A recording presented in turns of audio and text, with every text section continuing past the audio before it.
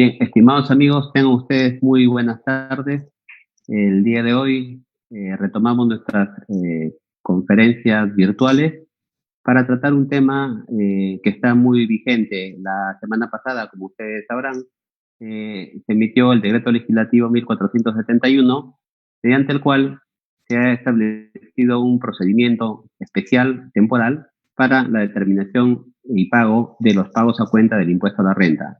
Entonces, la norma no es tan grande, la parte práctica se va a explicar de manera muy fácil, muy sencilla, pero es importante reflexionar sobre nuestro pago del impuesto a la renta de este ejercicio, ¿no? Y los pagos a cuenta que en lo que resta del año vamos a efectuar. Y con esta finalidad hemos hecho un análisis más o menos completo del panorama que tienen los contribuyentes actualmente y las proyecciones eh, hasta el cierre del ejercicio. Entonces, vamos a empezar. En principio, revisando un informe del Instituto Peruano de Economía, que lo ha emitido al 26 de abril, hace un análisis importante del impacto que ha tenido el COVID en nuestra economía. ¿Y por qué analizar la economía? Porque de la economía depende la generación de renta que las empresas puedan obtener. Este informe resalta, entre otros, por ejemplo, y claro que es de público conocimiento, que muchos sectores se han visto paralizados, se han visto detenidos por las mismas restricciones que ha puesto el Estado, pero además por el miedo a ser contagiados del COVID. Entonces, son muy pocos los sectores que han realizado actividades económicas y sin embargo la gran mayoría, por más de 50 días, ha estado detenida la economía. Eso genera un impacto importante. Una segunda cuestión que enfoca este informe del IPE es que, si bien es cierto, el gobierno ya ha previsto la reactivación gradual de la economía a través de poder las empresas empezar a prestar sus servicios, a generar su comercio, esta reactivación que empezó esta semana es gradual. Todavía nos quedan unos meses más. Es decir, todavía van a haber empresas, van a haber contribuyentes que no van a poder generar ingresos. Lo otro es que, si bien es cierto, se están reactivando algunas actividades económicas, el Estado está estableciendo y exigiendo una serie de medidas de tipo sanitario para que estos sectores puedan atender.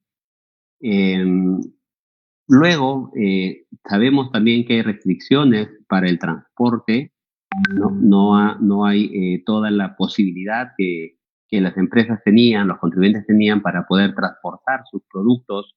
Es más, incluso las exportaciones por vía aérea se han suspendido, ¿no? Porque como se sabe, muchos gobiernos, muchos estados están impidiendo pues el ingreso de aeronaves extranjeras, ¿no? Han cerrado sus fronteras.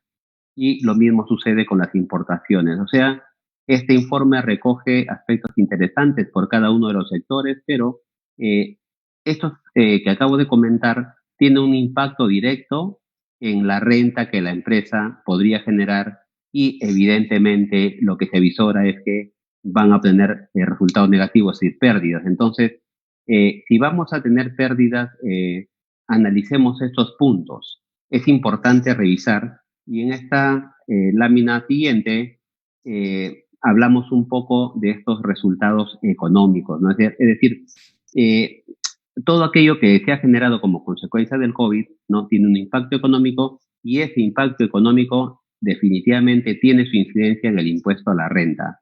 Lo primero que se ha afectado es la reducción de los ingresos.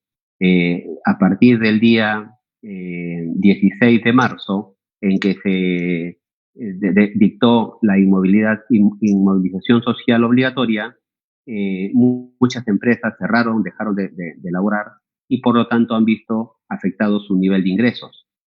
Eh, Luego, Hay que tener en cuenta también que adicionalmente al tema de la reducción considerable de ingresos de las empresas, lo cual afecta de manera importante en la determinación del impuesto a la renta en la primera línea, en la determinación del impuesto a la renta, lo otro que se ha advertido es que los costos laborales se han incrementado en la medida que hay personas que por lo menos en el mes de marzo o comienzo de abril han seguido en la planilla de las empresas y las empresas han tenido que solventar sus remuneraciones porque hasta mediados de abril el gobierno tenía claro cuál iba a ser el efecto en el ámbito laboral, eh, hasta que salió la norma de suspensión perfecta de labores. Pero antes de ello, muchas empresas han incurrido en costos laborales que no están debidamente relacionados con el correspondiente ingreso, porque no ha habido ingresos, sin embargo, ha habido que pagar planillas, ¿no? Y aún así hay empresas que todavía siguen soportando estos costos laborales debido a que no se pueden acoger a la suspensión perfecta, entre otros, por ejemplo, porque han sido beneficiarios de algunos de estos incentivos que el gobierno viene dando y que de alguna manera limitan el acogimiento a la suspensión perfecta. Claro, no está en la norma expresamente, pero la ministra dio las declaraciones al respecto y sin embargo eso ya disuade a que los contribuyentes puedan acogerse eh, a la suspensión perfecta. Entonces, la segunda cuestión que yo comentaba respecto al tema de la implicancia en el impuesto a la renta es costos laborales que no se condicen con el respectivo ingreso porque las empresas no van, no están generando ingresos. Ahora, el tema de las medidas sanitarias que comentábamos en la lámina anterior, es decir, el Estado está permitiendo a las empresas que inicien sus actividades económicas, pero hay determinadas medidas sanitarias que deben de cumplirse. Eso traducido en términos económicos implica mayores costos, mayores desembolsos en que las empresas deben de incurrir para que puedan reactivar sus actividades.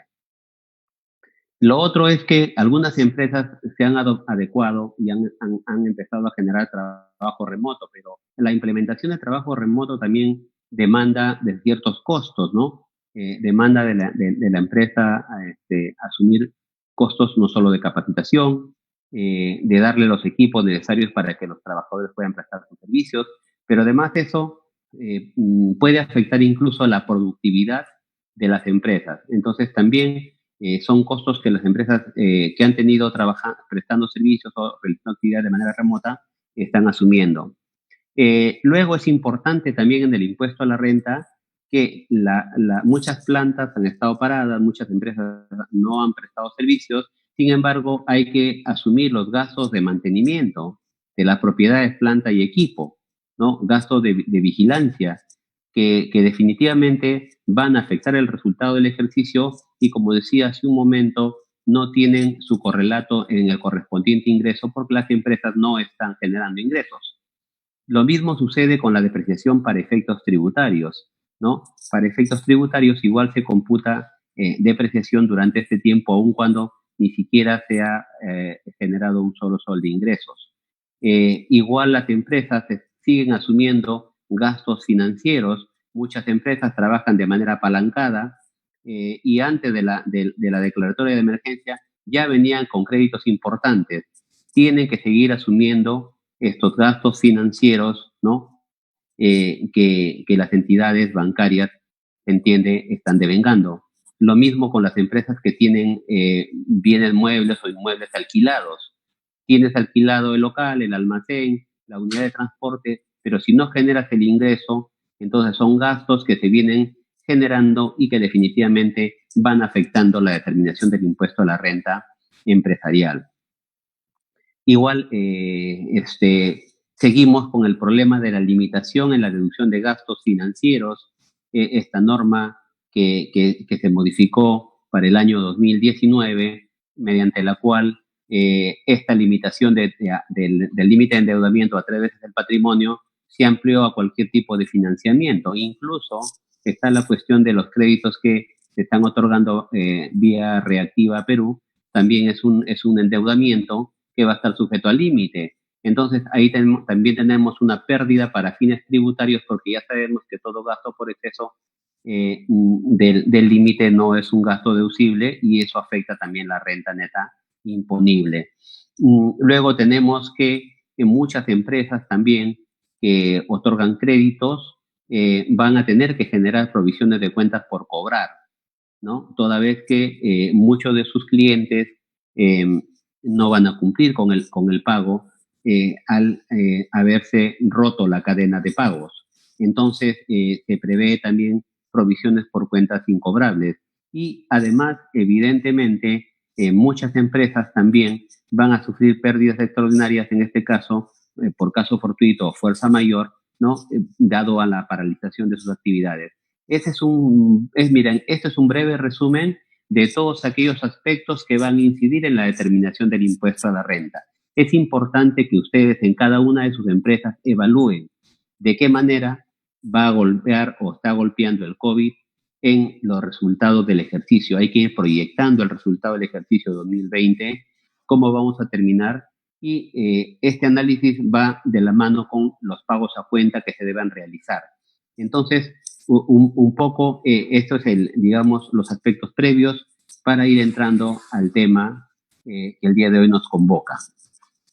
¿Qué ha hecho el gobierno respecto al tema de la pandemia y respecto al tema que comentábamos de la afectación que las empresas vienen sufriendo? En el ámbito tributario, ¿qué cosa es lo que ha hecho? Bueno, sabemos que la SUNAT, a través de sendas resoluciones de superintendencia, ha dado facilidades de pago, entre otros. Sin embargo, el Poder Ejecutivo solicitó facultades delegadas al Congreso de la República, las cuales fueron otorgadas de manera muy breve, muy sumaria, mediante ley 31011, se le dieron facilidades, se otorgaron facultades legislativas al Poder Ejecutivo para que pueda regular determinados aspectos en materia fiscal y tributaria. De las cuales las más importantes tenemos en esta lámina es facilitar el pago de las deudas tributarias administradas por la SUNAT. Se entiende que a través de estos decretos legislativos que se vienen dando, se va a establecer algún régimen para que las empresas puedan cumplir con el pago de sus deudas tributarias, seguramente de manera fraccionada o aplazada. Y tal vez con algún tipo de beneficio, no sé si reducción de intereses o tal vez de sanciones, no se sabe, eso todavía la norma no se ha emitido. Y luego el otro punto es que también tiene facultades el Poder Ejecutivo para legislar en materia tributaria respecto del impuesto a la renta, y ahí ustedes ven en su lámina el procedimiento de pagos a cuenta del impuesto a la renta estaba previsto para tener cierta modificación, que no es de pronto lo que esperaban. Muchos esperábamos que haya suspensión de pagos a cuenta hasta el cierre del ejercicio, ¿no? Sin embargo, el gobierno no ha adoptado esa medida. Más adelante explicaremos cuál es el alcance de esta regulación que ha dado el gobierno. También se prevé que va a haber una modificación en el sistema de arrastre de pérdidas que establece el artículo 50 de la ley del impuesto a la renta, toda vez que, como ustedes saben, el sistema A te permite solamente el arrastre de la pérdida hasta los 4 periodos siguientes, ¿no? Y entonces las pérdidas que se van a originar en este año 2020 van a tener algún tratamiento especial, alguna flexibilización. Eso es lo que se prevé, tampoco hay nada al respecto. Luego también se dice que va a haber también facilidades respecto al plazo de depreciación de activos fijos, ¿no? Tampoco al respecto hay nada, e incluso también se habla que va a haber un tratamiento más flexible respecto a las donaciones que las empresas puedan ayudar, que ahora son muy necesarias en el estado en que nos encontramos. Entonces, vean, en este segundo punto de las facultades delegadas es importante que lo tengan en cuenta, porque tanto el tema de pérdidas como el tema de plazo de depreciación y gastos por donaciones van a afectar de manera directa, ¿no? De corresponder probablemente en parte de este ejercicio. Tengan en cuenta que el impuesto a la renta es un tributo de periodicidad anual, ¿no? Y muchos de los cambios surten efecto el año siguiente, ¿no? Sin embargo, por ejemplo, en el caso de pagos a cuenta, esta norma sí puede ser, las modificaciones a esta regulación puede hacerse dentro del mismo ejercicio. Luego también, en un tercer punto que ustedes ven acá en estas láminas, el Poder Ejecutivo también tiene facultad para rediseñar, eliminar y o modificar regímenes tributarios simplificados para micro y pequeños contribuyentes. Entendemos probablemente que hay alguna regulación respecto a los regímenes que tenemos, RUS, RER, MIPE tributario, ¿no? Sin embargo, entendemos también que estas modificaciones tendrían algún impacto para el ejercicio siguiente, decía yo, en tanto que están vinculadas al impuesto a la renta y este tiene una periodicidad anual, ¿no? Y por último, también está la prórroga y ampliación del ámbito de aplicación del régimen de devoluciones, el tema de recuperación anticipada del IGB, de lo cual ya ha salido una norma, ya se ha publicado, ¿no? Ampliándose el plazo para el tema de recuperación anticipada del IGB. Entonces, este es el panorama respecto a las medidas que el gobierno ha venido tomando en relación al tema tributario y, como decía, lo importante es que hay facultades delegadas y evidentemente el gobierno va a actuar respecto de aquello que está facultado. Hay cosas respecto a las cuales no tiene atribución. Por ejemplo, me preguntaban y comentaban, ¿qué pasa con el ITAN? ¿El ITAN tiene relación con el pago a cuenta del impuesto a la renta? Sí, claro, pero respecto del ITAN, definitivamente no hay ninguna norma. Es más, el Poder Ejecutivo, vía decreto legislativo por facultad delegada, no podría regular ITAN porque no está dentro de las atribuciones que le ha dado el Congreso a través de esta ley 31011. Entonces tendrían que darle nuevas facultades al Poder Ejecutivo para que pueda legislar, o en su caso algún congresista podría hacer alguna propuesta o algún grupo parlamentario vinculada al tema del ITAN, que evidentemente es un tributo que, si bien es cierto, afecta el patrimonio, afecta la propiedad de las empresas por ahora están muy golpeadas y el asumir el pago del impuesto temporal a los activos netos, que no tiene nada de temporal porque vean cuántos años se viene aplicando, lo viene afectando de manera importante a las empresas. Entonces, ese es el panorama en líneas generales y vamos a entrar ya a la modificatoria de los pagos a cuenta. ¿De qué trata este decreto legislativo 1471? ¿Sobre qué versa? Bueno, incorpora un régimen transitorio aplicable solamente para los meses que van de abril a julio de este año, del 2020. Por eso digo transitorio. Esto se aplica solo respecto a estos meses y no va más. Y lo otro que yo he resaltado en rojo en esta presentación es que es un régimen optativo. O sea, el contribuyente que lo estima por conveniente se acoge a este régimen, ¿no? Y sin embargo, hay contribuyentes que podían continuar a través del régimen general que establece el artículo 85 de la Ley de Renta y artículo 54 de su reglamento, y además de las normas especiales que regulan también el pago a cuenta del impuesto a la renta. Entonces, la primera cuestión es que es un régimen optativo. Y en ese sentido, además, conforme lo venimos diciendo, este régimen resultaría de aplicación a cualquier tipo de contribuyente. O sea, hay que tener en cuenta, esto es importante, porque como muchas de las normas que se han venido dando, de los aplazamientos que ha venido y prórrogas que se han venido dando para la presentación de las declaraciones juradas, han sido dadas en función a los ingresos netos del año anterior, ¿no? Por ejemplo, se prevé para los contribuyentes cuyos vencimientos de la declaración jurada mensual de febrero es para contribuyentes que en el 2019 han tenido ingresos hasta 2.300 UIT. Y para los meses de marzo en adelante, las modificatorias han sido para contribuyentes con ingresos hasta 5.000 UIT, es decir, 21 millones de soles. En este caso, este régimen aplica para cualquier tipo de contribuyente, del régimen general, ¿no?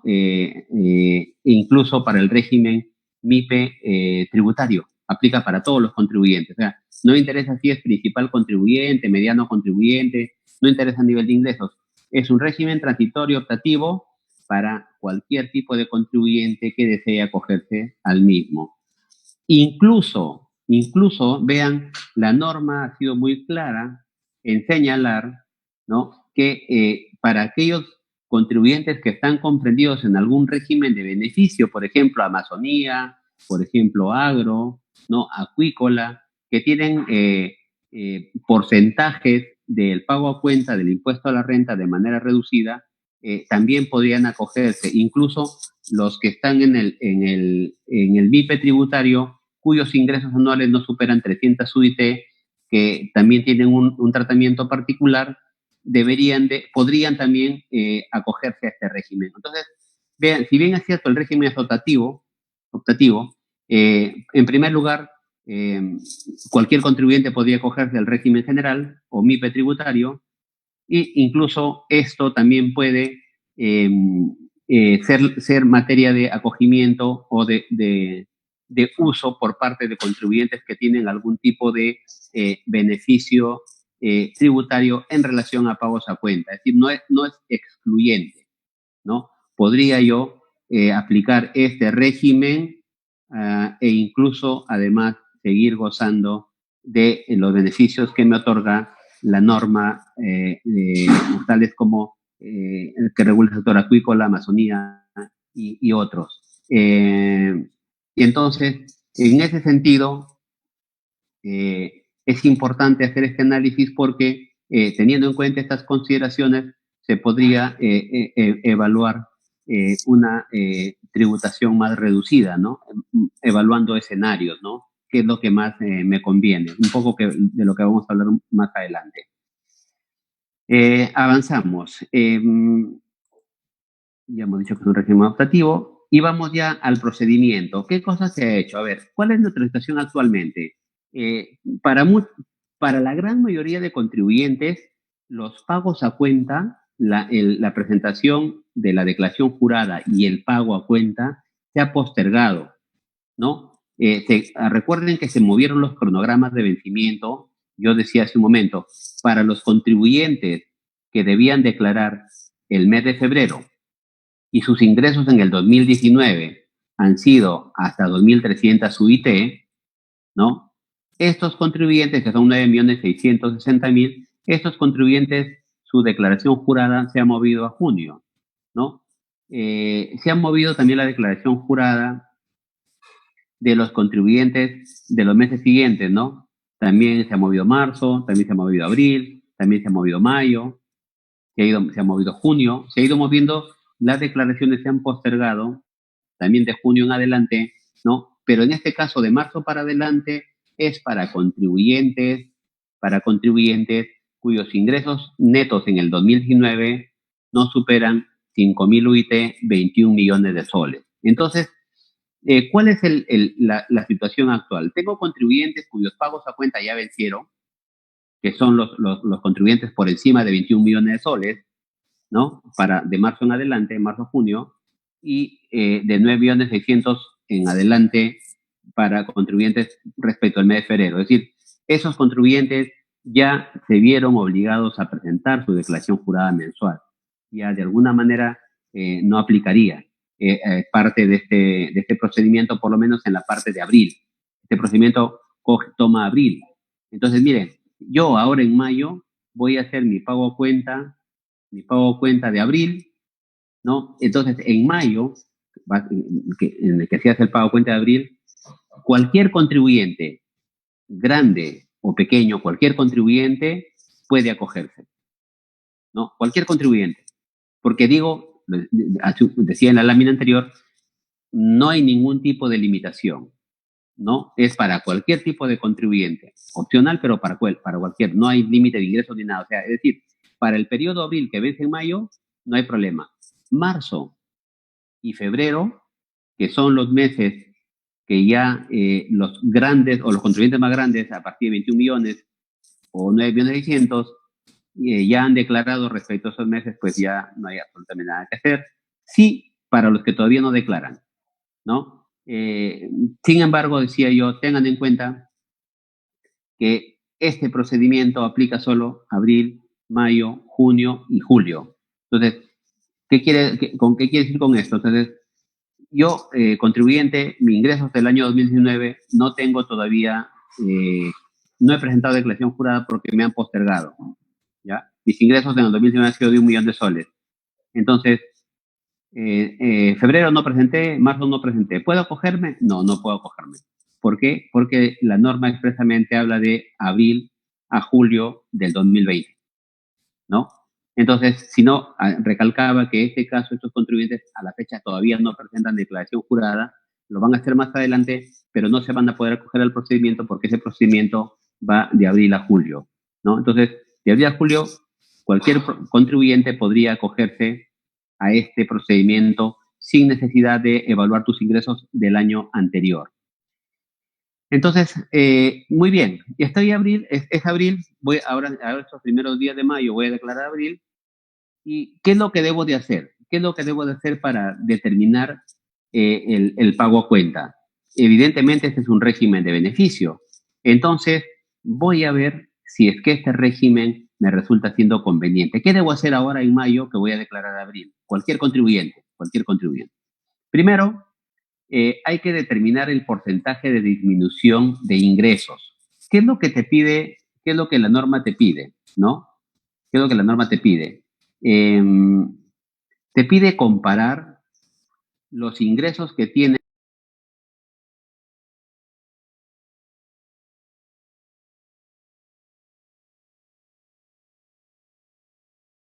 ¿Qué tengo que hacer?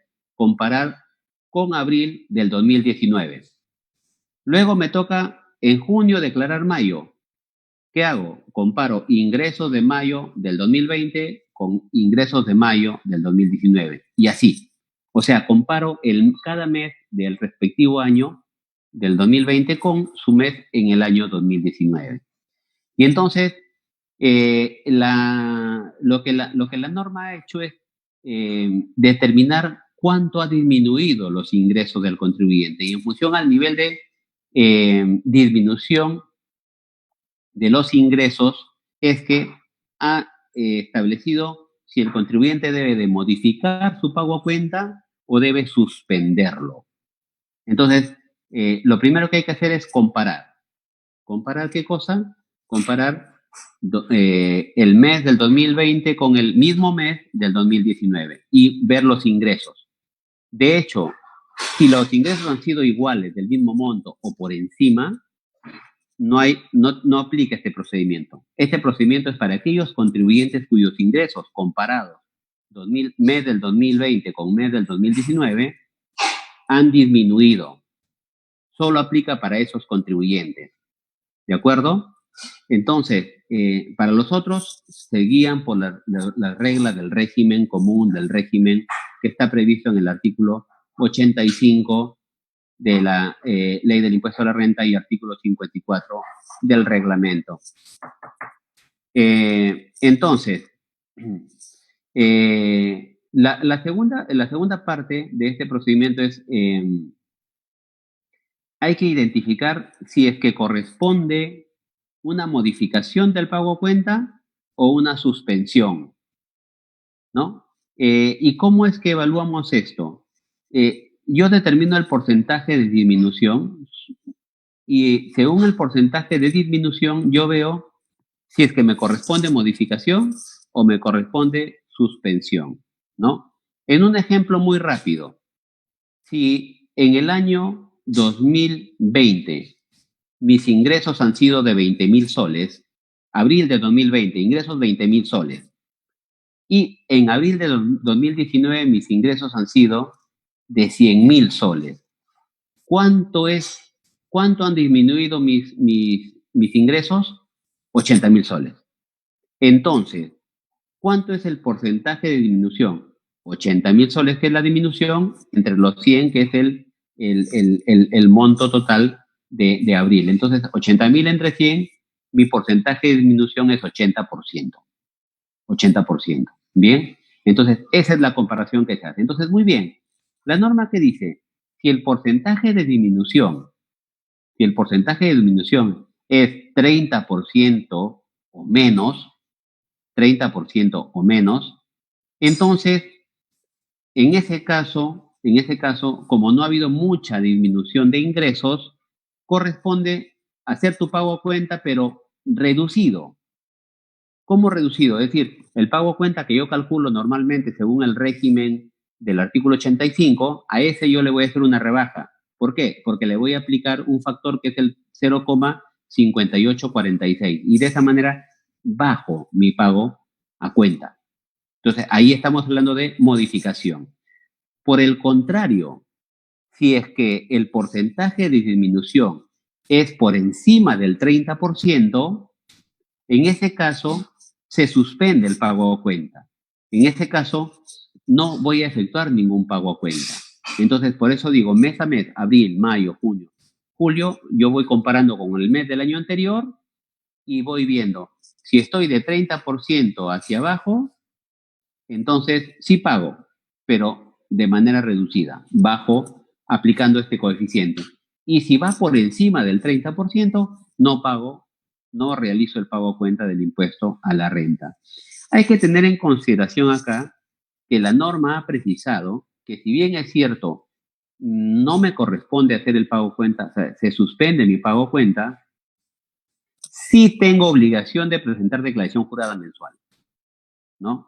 Entonces, en el ejemplo que yo les ponía, que en abril tenía 100.000, en abril del 19 100.000 y en abril del 20, 20.000, ¿no? No me corresponde hacer pago a cuenta. Sí, pero esos 20.000, que es el ingreso que he obtenido en abril, tengo que igual declararlo, ¿no? Lo que sí la norma me exime a que yo deba hacer un pago. En ese mes no me corresponde hacer ningún pago a cuenta. Entiendo que el PDT se tendrá que ajustar para estos efectos para poder incorporar la modificatoria o este procedimiento transitorio que ha incorporado este decreto legislativo 1471. Y como decía, si no ha habido ninguna disminución, es más, ha habido incremento de ingresos, ahí sí, reglas generales, artículo 85 de la ley, 54 del reglamento, no hay absolutamente nada que hacer. Vamos a ponerlo en términos prácticos, el tema, el procedimiento que acabo de conversar. Vean en este cuadro que hemos preparado los 4 meses, abril, mayo, junio y julio, los 4 meses, y veamos distintos escenarios. Tengo los ingresos del 2019, tengo los ingresos del 2020 y en esta columna, esta tercera columna, tengo la disminución. ¿Cuánto ha disminuido? Vean, en el primer caso, abril del 2020 y abril del 2019. En el 2019 tuve 100.000 y en el 2020 más bien mis ingresos aumentaron a 120.000 en abril del 2020. En ese caso no hay disminución. Por el contrario, ha habido un incremento. No habría porcentaje de disminución. Y por tanto, tiene que calcular su pago a cuenta de acuerdo al artículo 85 y asumimos, en este caso, asumimos que está calculando con el 1.5% que establece el 85B. Entonces, en ese caso, aplicaríamos el 1.5% a los ingresos del 2020 y tenemos un pago a cuenta de 1.800 y es el pago final que tiene que realizarse. Como verán, en este caso ha habido un incremento, no le aplica el procedimiento. No le aplica el procedimiento. Pasamos a un segundo ejemplo, mayo. El mes de mayo, los ingresos en el 2019 han sido 150.000 y en el 2020 los ingresos han sido 110.000. Por lo tanto, hay una disminución de 40.000. ¿Sí? Entonces, ¿cuál es el porcentaje de disminución? 26.67%. En ese caso, como el porcentaje de disminución está del 30% hacia abajo, ¿no? Calculo mi pago a cuenta en condiciones normales, ¿no? 1.5% contra los 11.000 soles, o los 110.000 soles, y me da un pago a cuenta de 1.650 Y aquí es donde yo aplico el factor 0,5846 y en lugar de pagar 1.650, solo pago 965 porque he aplicado el factor, ¿no? De similar forma va a ocurrir en el mes de junio, en donde el porcentaje de disminución es del 30%. En ese caso, como el porcentaje de disminución es del 30%, ¿no? Aplica la misma regla. Al pago a cuenta que me corresponde, suponemos, régimen, artículo 85, inciso B, 1.5%, 1.890, aplicamos el factor y el pago a cuenta es 1.105. Sin embargo, en el mes de julio, las ventas los ingresos del 2019 respecto a los ingresos del 2020 han disminuido en 90.000, lo que significa un 36% de disminución. En ese caso, corresponde suspensión. No hago pago a cuenta, pero recuerde, sí debo presentar declaración jurada, que es lo que la norma ha señalado. ¿De acuerdo? Bien, entonces avanzamos. Cuestiones a tener en cuenta al momento de aplicar el procedimiento, ¿no? ¿Qué sucede, por ejemplo? Yo estoy determinando abril del 2020, comparo con abril del 2019. ¿Y qué pasa si es que en abril del 2019 no se han obtenido ingresos? Entonces, en ese caso, la norma dice que se considera el mayor monto de los ingresos netos obtenidos en cualquiera de los meses del ejercicio gravable 2019, ¿no? Entonces, ha dado una posibilidad de que a lo mejor yo estoy comparando este abril del 2020 con abril del 2019 y no tengo el monto, ¿no? Entonces, ¿qué hago? Miro el 2019, el mayor monto de mis ingresos, ese tomo como parámetro de comparación. Ahora bien, en un segundo supuesto, ¿qué pasa si no hubieran ingresos en ningún mes del ejercicio 2019? No hay ingresos del 2019, cero. En ese caso, la norma me dice que yo puedo considerar el mayor monto de ingresos entre los meses de enero y febrero del 2020. ¿No? Enero y febrero del 2020, el mayor monto. Ahora, ¿y qué pasa si no tengo ingresos todo el 2019 y tampoco enero y febrero? En ese caso, la norma me dice que al pago a cuenta que yo determine, como no tengo forma de calcular este porcentaje de disminución, al pago a cuenta que yo determine, directamente le aplico el coeficiente 0,5846. Entonces, son consideraciones a tener en cuenta en la aplicación del procedimiento. Bien, seguimos. Casos especiales. Ustedes saben que en el régimen MIPE tributario, ¿no? Es hasta 1.700 UIT de ingresos anuales, ¿no? Pero hay una porción de contribuyentes cuyos ingresos no superan las 300 UIT.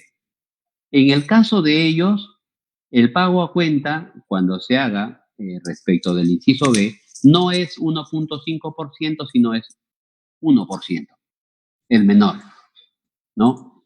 Entonces, en el caso de este tipo de contribuyentes, tengan en cuenta, en los ejemplos que yo ponía en la lámina anterior, yo calculaba con 1.5%. Si es mi tributario de 300 UIT, se entiende que el porcentaje es 1%, ¿no? Y sobre ese resultado, yo, de corresponder el tema de la aplicación al coeficiente, aplicaría este factor del 0,5846, ¿no? Entonces, tener en cuenta que en MIPE tributario también se pueden acoger, aun cuando estos contribuyentes con ingresos hasta 300 UIT, su porcentaje es 1%. Es decir, los regímenes coexisten, ¿no? No es que si aplico uno ya no aplico el otro, no. Coexisten, la norma ha sido clara. Entonces, igual hay que determinar el porcentaje de disminución. Si es mayor a 30%, suspendemos, y si es por debajo de 30%, el porcentaje de disminución, decía yo, aplico el 1% y sobre eso el factor, ¿no? Está en el paso 3. Acá hay una cuestión particular que cuando preparaba las diapositivas, yo me preguntaba, el acogimiento al régimen, ¿no? El acogimiento al régimen MIPE tributario,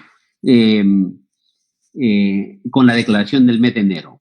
¿Qué pasa? A ver, yo ahora en enero del 2020, bueno, se sabía que había la pandemia desde diciembre ya se empezaron a conocer los primeros casos en China, en Wuhan.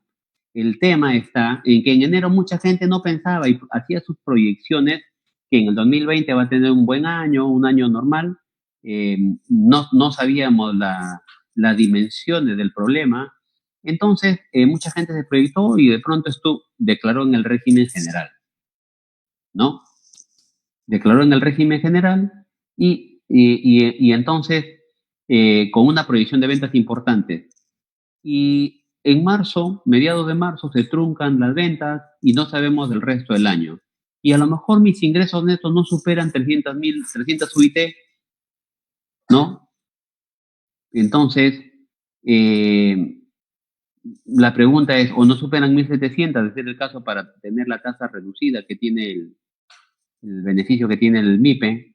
La pregunta es, ¿puedo todavía regularizar mi acogimiento al régimen MIPE tributario? ¿Cuál es el escenario? A ver, yo ya en enero presenté mi declaración jurada del régimen general. En febrero, ¿qué tenemos? En febrero es un tema típico. ¿Por qué razón? Porque si ustedes revisan el cronograma de febrero, todavía no lo presenta la mayoría de contribuyentes que ha tenido prórroga. Por lo menos aquellos cuyos ingresos no superan, en este caso, que no superan 9.160.000, ¿no? 2.300 UIT. Entonces, mira, esos contribuyentes, no, la gran mayoría no declaran en febrero, excepto aquellos contribuyentes cuyo último dígito del RUC termina en 0. Ellos sí declararon el 13 de febrero, tuvieron que declarar su declaración, presentar su declaración jurada de febrero. Entonces, ¿a qué voy? Voy a lo siguiente. Soy un contribuyente que tengo la posibilidad, ¿no?, de poder acogerme a este régimen MIPE tributario. ¿Es posible hacerlo en las actuales condiciones? Y fíjense que existe un informe de la SUNAT, el 005 del año 2017, que dice lo siguiente, dice, si un contribuyente proveniente del régimen general que desea cambiar al régimen MIPE tributario, presenta la declaración mensual del mes de enero fuera de los plazos establecidos o lo hiciere bajo el régimen general y luego rectifica su declaración consignando el régimen MIPE tributario, podrá acceder válidamente al régimen. Interesante. ¿Por qué razón? Porque yo puedo actualmente presentar la rectificatoria de mi declaración jurada del mes de enero del régimen general y acogerme al régimen MIPE tributario. Y por lo tanto, si estoy en el margen de las 300 UIT, ¿no? Febrero y marzo voy a pagar con el 1% de corresponder, pero abril podría acogerme a esta norma. Este informe está pensado bajo la lógica de la rectificatoria del mes de enero, porque luego a mí se me ocurre, ¿y qué pasa el que ya presentó febrero? El informe no analiza esto, pero si tú miras la ley, el decreto legislativo y miras el decreto supremo, el reglamento del MIPE tributario, no te establece ningún tipo de restricción. Creo que también podría rectificarse tranquilamente febrero. Entonces, importante para nuestros amigos de las microempresas que tienen una posibilidad abierta, o pequeñas empresas o empresas grandes que hayan previsto ingresos importantes para el 2020 y que estos se van a ver truncados y a lo mejor no superan las 300 UIT o las 1.700 UIT de ser el caso. ¿Qué más? También la norma ha precisado que aquellos contribuyentes que están gozando del régimen de Amazonía, de la ley 27037, ¿no? Esta norma, el régimen de Amazonía, establece tasas reducidas del impuesto a la renta, de 10% y de 5%, dependiendo de dónde está ubicado, en qué zona geográfica de Amazonía está ubicada las empresas. Y para ellos existe también, cuando hacen el pago a cuenta bajo el inciso B del 85 porcentaje, si es que la tasa aplicable para el contribuyente de Amazonía es 5%, calculan el pago a cuenta bajo el inciso B con 0,3%, y si la tasa es 10%, lo hacen sobre 0,5% de los ingresos netos. Para ellos también es posible acogerse al régimen. Y acá hay una posibilidad importante, ¿no?, de poder hacer una reducción significativa de los pagos a cuenta del impuesto a la renta. Y lo mismo ocurre para el régimen agrario de la ley 27360 y 27460, que es la ley que regula los beneficios del sector acuícola, que tienen tasa reducida del 15% y, por tanto, su pago a cuenta conforme el inciso B del 85 es 0,8% de los ingresos netos mensuales. Entonces vean que para ellos también hay esta posibilidad del acogimiento por los meses de abril a julio y este régimen transitorio y optativo que de alguna manera resulta siendo interesante. ¿Qué más? Ya consideraciones finales, estamos casi al cierre, un par de láminas más y ya pueden ir a tomar su café.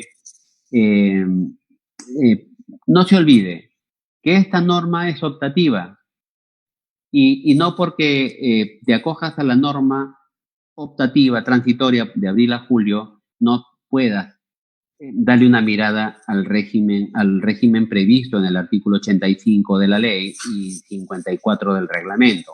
Recuerda que este 85 establece 3 situaciones para poder, o en su caso, suspender el pago a cuenta o modificar el pago a cuenta.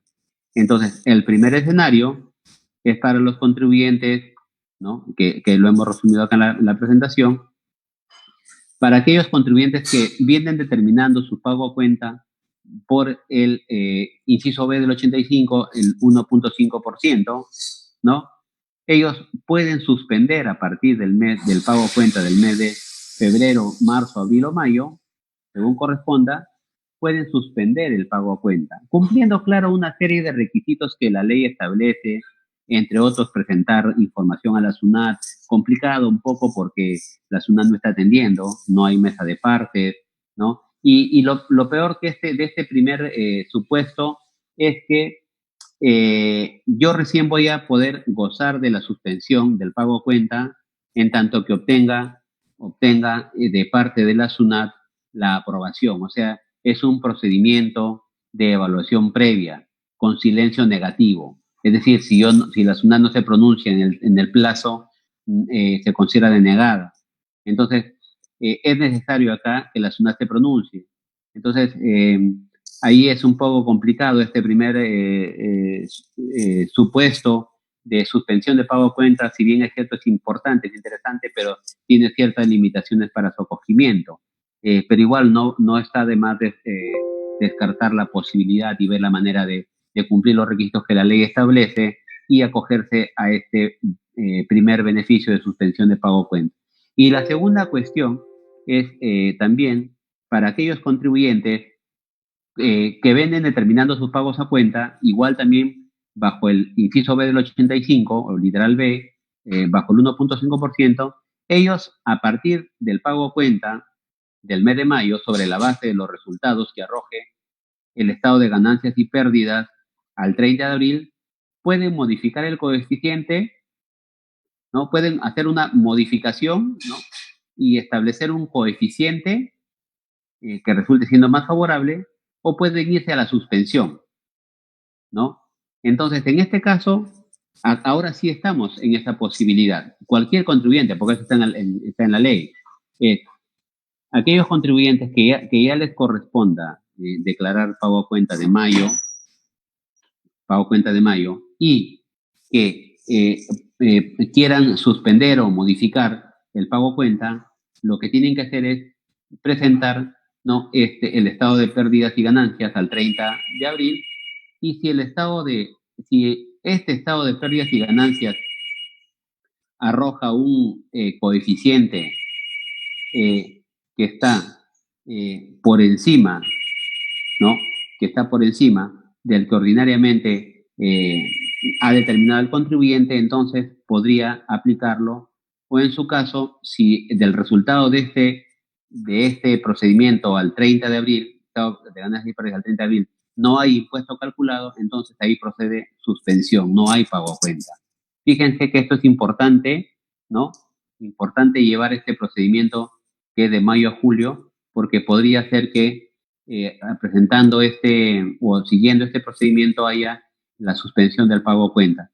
Y a partir de agosto, eso sí aplicable para cualquier contribuyente, ya sea por porcentajes o sea coeficientes, con la presentación del estado de ganancias y pérdidas acumulado el 31 de julio, también yo puedo modificar, ¿no?, el pago a cuenta y también se puede suspender. Entonces, mi recomendación en esta parte, revisen lo que la norma establece, aplíquenlo, no es muy común, los contribuyentes no echan mano de esto.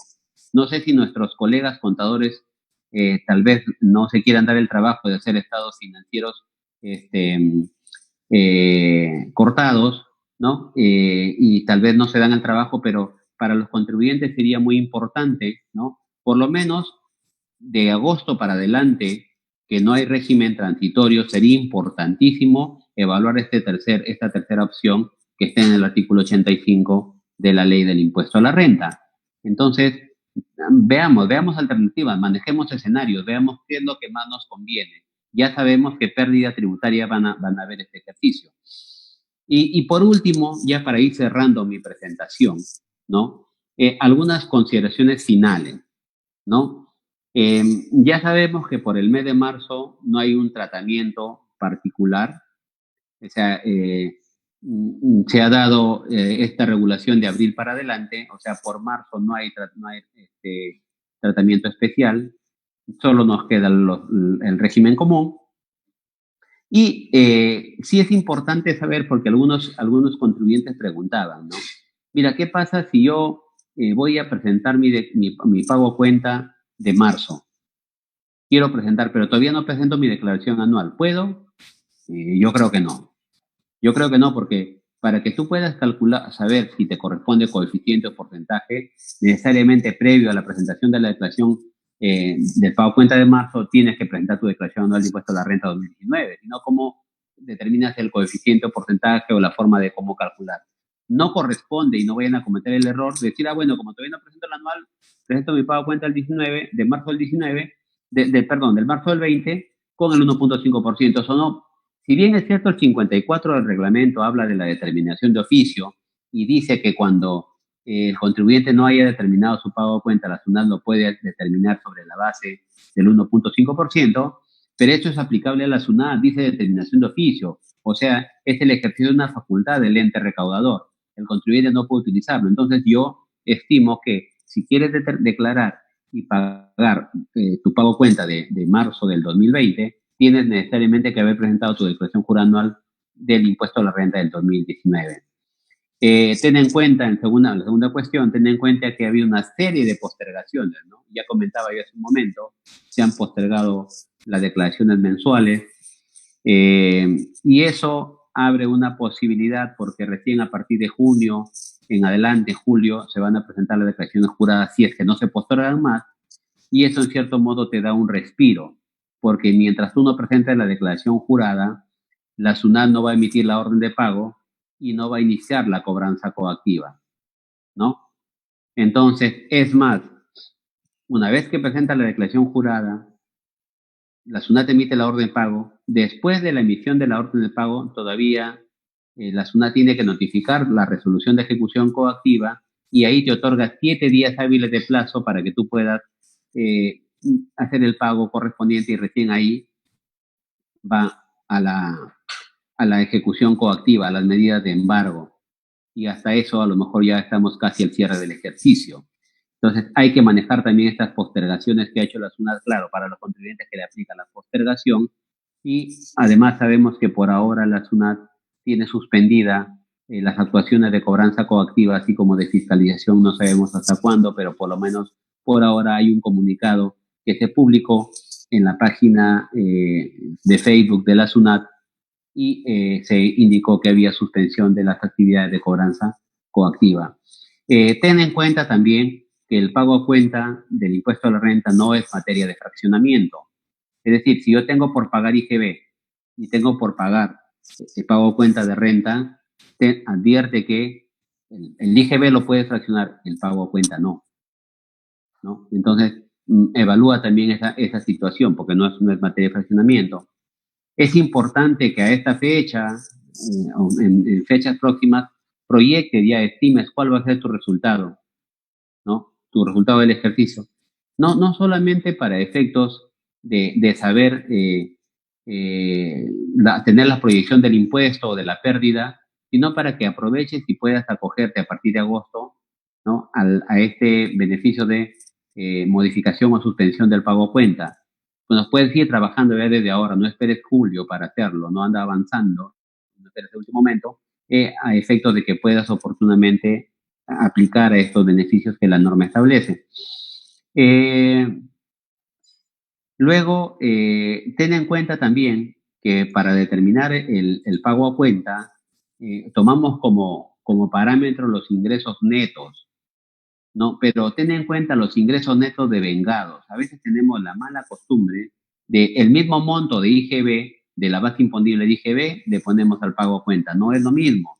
Para fines del impuesto a la renta, yo necesito como condición para considerar un ingreso devengado, ¿no?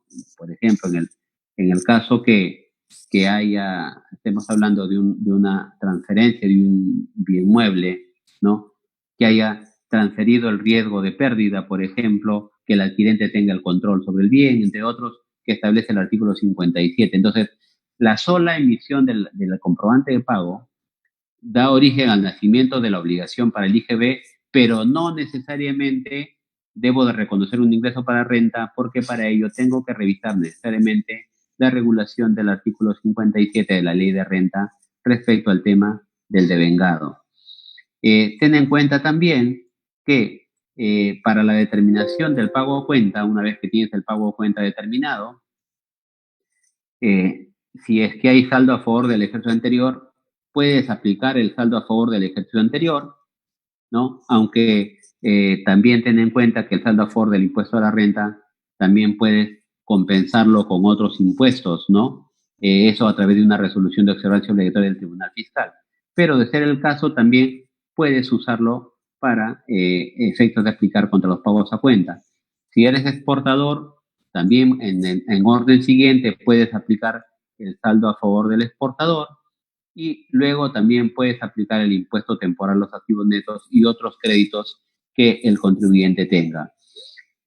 Bueno, y por último, si es que con tanta postergación nos llega ya casi noviembre, diciembre, y bueno, no se han pagado muchos pagos, no se han efectuado los pagos a cuenta, y sabemos que vamos a tener pérdida, ya noviembre yo ya sé que va a haber pérdida o no, o sea, diciembre pues no va a ser que mueva la aguja de manera importante. Entonces, presentar en enero mi declaración anual de impuesto a la renta del 2020 podría facilitarme en la medida que los pagos a cuenta que habría yo estado obligado a pagar se quedan sin efecto, se quiebran, se dice, ¿no?